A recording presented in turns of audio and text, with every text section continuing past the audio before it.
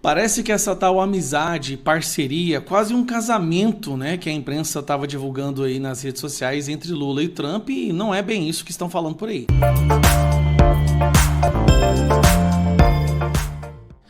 Quem levou o maior golpe, saiu mais prejudicado com essa operação do Rio de Janeiro não foi o narcotráfico, nem o crime organizado, nem o narcoterrorismo. Quem levou o maior golpe e sofreu o maior impacto foi o governo Lula. O governador do Rio de Janeiro, eu acho que ele não tem noção do impacto que essa operação no Rio de Janeiro teve na aprovação do governo. Vamos lá. Nos últimos meses, o governo realmente começou a melhorar na sua questão de aprovação, depois de R$500 bilhão que o Sidoni jogou, despejou nas redes sociais, na imprensa, no impulsionamento, pagando influenciadores, pagando agências, pagando robôs.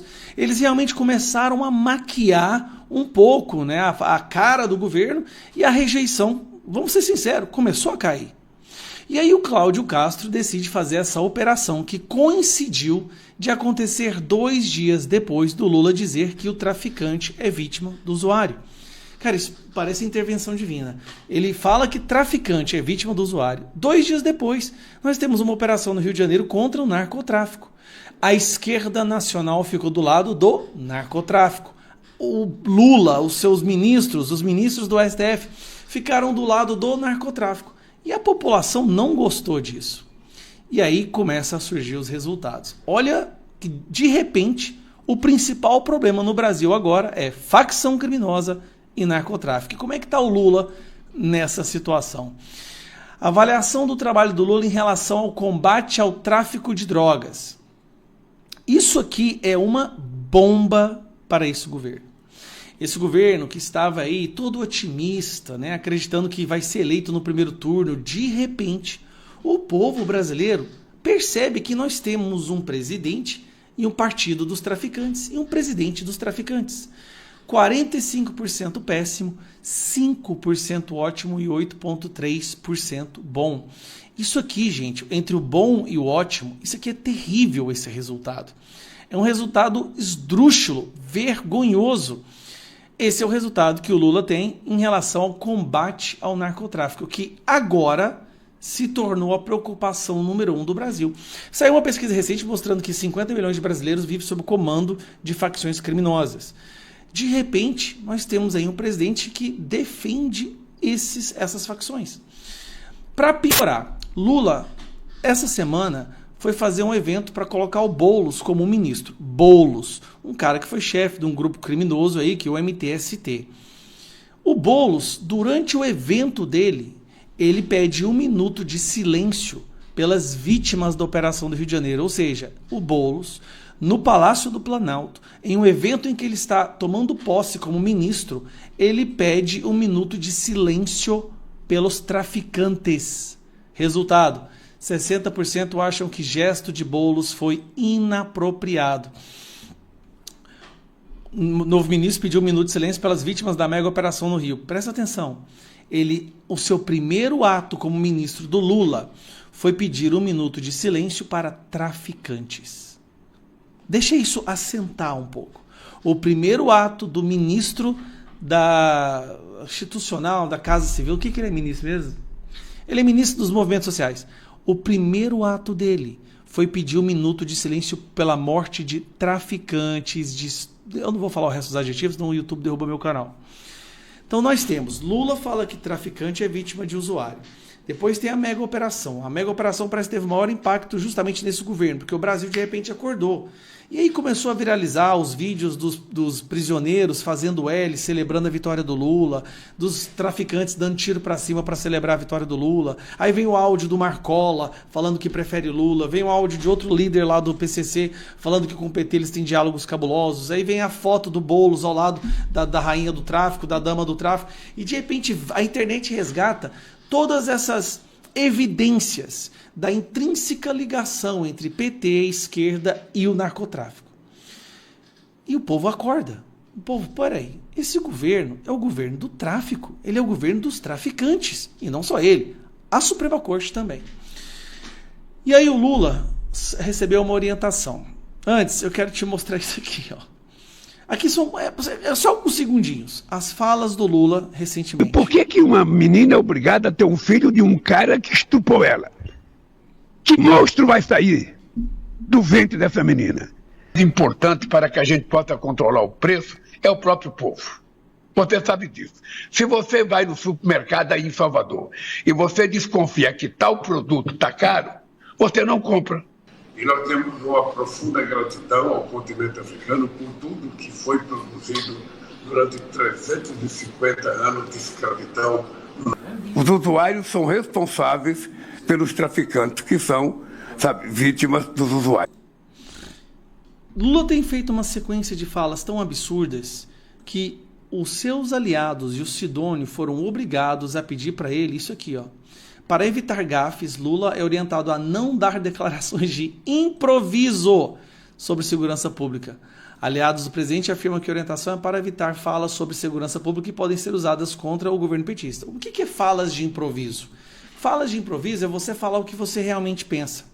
Quando o Lula fala sobre segurança pública, levando em consideração os seus reais valores internos, seus princípios, sua estrutura de hierarquia, ele sempre defende bandido e ataca a polícia. Então, para evitar que o Lula faça isso novamente, nesse momento onde o povo está percebendo que esse governo é um governo que ajuda o narcotráfico, o povo do Lula pediu, cala a boca, não fala mais besteira, fica calado, toda vez que você abre a boca só dá problema. Mas agora é tarde demais. Aquela onda de otimismo do governo acabou, a população está começando a entender o que é esse governo, o que ele realmente representa, de que lado ele realmente está. E aí nós temos a pesquisa mostrando que as pessoas que moram na favela estão gritando por socorro. Quando você tem 90% das pessoas na favela batendo palmas, celebrando, aprovando a operação do Rio de Janeiro, essas pessoas estão, na verdade, pedindo socorro. Por favor, nós não aguentamos mais viver desse jeito. Nos ajudem. Só que foi Lula, é a turma dele, que fala que a polícia não pode entrar lá. Só que essas pessoas, muitas delas são obrigadas a votar no Lula. Esse é o problema. Essas áreas dominadas pelo narcotráfico, essas pessoas vivem sob um comando, elas são reféns. Elas são obrigadas a votar na esquerda. E se alguém ali compartilha coisa do Bolsonaro ou distribui panfleto do Bolsonaro da direita, elas são perseguidas, são chicoteadas e até mesmo assassinadas. Esse é o governo que defende o narcotráfico e ataca o cidadão que quer trabalhar. Resumindo, para a gente chegar numa conclusão nesse vídeo que já está longo, todo o otimismo que o governo achou que ia ser uma reação a longo prazo caiu por terra. O Brasil acordou. Esse é o governo do tráfico, é o governo do crime, é o governo das facções criminosas, é o governo que pede para os Estados Unidos não reconhecer PCC e Comando Vermelho como terroristas. É o governo que agora, nessa próxima semana ou na semana seguinte, quando nós tentarmos votar o PL, que muda a categoria de facção criminosa para terrorismo, este governo vai defender. Ele vai defender o PCC, ele vai defender o Comando Vermelho. Sabe por quê? Porque se eles forem reconhecidos como grupos terroristas, as penas, a possibilidade de operação policial se torna muito mais ampla. E aí é onde eles odeiam o que eu falo, mas eu vou te dizer. Quem financia boa parte das grandes figuras do esquerdismo no Brasil é facção criminosa. Quando um vagabundo vai lá e compra uma droga, uma parte desse dinheiro vai para comprar fuzil, uma parte vai para o chefe da facção, uma parte vai para a campanha de esquerdistas. Parece que essa tal amizade, parceria, quase um casamento, né, que a imprensa estava divulgando aí nas redes sociais entre Lula e Trump, e não é bem isso que estão falando por aí. Lembrando, Lula pegou um avião, viajou 24 horas para encontrar com Trump lá na Malásia, porque ele não queria encontrar com Trump na Casa Branca. Foi para um evento lá dos países asiáticos que ele nem fazia parte, nem tinha sido convidado, para poder sentar e tirar aquela foto com Donald Trump e dizer para o Brasil que estava tudo resolvido, que o diálogo tinha sido começado porque Lula é um estadista e tem diplomacia. Pelo menos foi isso que venderam para nós. Só que sai uma notícia agora que meio que coloca em xeque essa situação. Um dos trunfos do Lula nesse momento para se posicionar como uma liderança internacional é a COP30. É esse evento que eles estão fazendo agora lá em Belém, que na verdade seria o evento para a proteção do meio ambiente, só que para fazer o evento eles destruíram a Amazônia, fizeram uma tal de Avenida da Liberdade, roubaram bilhões e bilhões de reais, vários países decidiram não vir, ficou abandonado, virou um fiasco, tá? Um fiasco completo. E nesse evento lá na Malásia, Lula convida o Donald Trump para participar da COP30. A imprensa vibra, bate palmas, Lula é maravilhoso, Lula é diplomático, os problemas com os Estados Unidos estão resolvidos. Aí sai essa matéria hoje que, bom, não é bem isso que aconteceu. A Casa Branca afirmou hoje que os Estados Unidos não vão mandar representantes para negociações climáticas na COP30 em Belém. Segundo autoridades americanas, o presidente Trump já deixou claro o ponto de vista de seu governo durante discurso na Assembleia Geral da ONU no mês passado. Naquela ocasião, Trump chamou a mudança climática de o maior golpe do mundo e repreendeu as nações por estabelecerem políticas climáticas. Donald Trump também anunciou no primeiro dia no cargo que iria sair do Acordo Climático de Paris. Donald Trump, uma coisa é o líder do país não aparecer. Outra coisa é não nem sequer enviar representantes.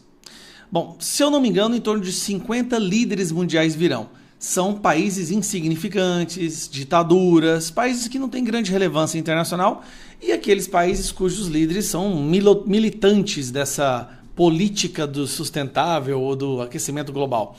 Então vai vir aí Macron, vai vir pessoal do Canadá, esse pessoal que está em baixa na sua aprovação no seu governo e são esquerdistas radicais. Mas os grandes líderes do mundo mesmo não virão. Tá? Se até onde eu sei, Xi Jinping não vem. E os grandes amigos do Lula também não irão. Quais são os grandes amigos do Lula? Maduro, né, terroristas, psicopatas que têm ditaduras na África, porque eles estão ali, se vierem, podem ser presos. E Maduro também, né, tem uma recompensa na cabeça dele. Então fica estranho, né? Porque Lula fez questão, falou, olha, convidei ele, eu acho que ele vem. Não vem, mas o pior não é não ir. A gente já sabia que o Trump não viria, mas nem sequer se dará ao trabalho de mandar representante. Isso é uma mensagem. A mensagem, olha, não quero aproximação com esse governo, não quero estar próximo desse governo, e a situação não é tão amistosa quanto a imprensa quer dizer que era, porque a imprensa está forçando a barra, dizendo como se o Trump e Lula fossem grandes amigos e falam isso repetidamente.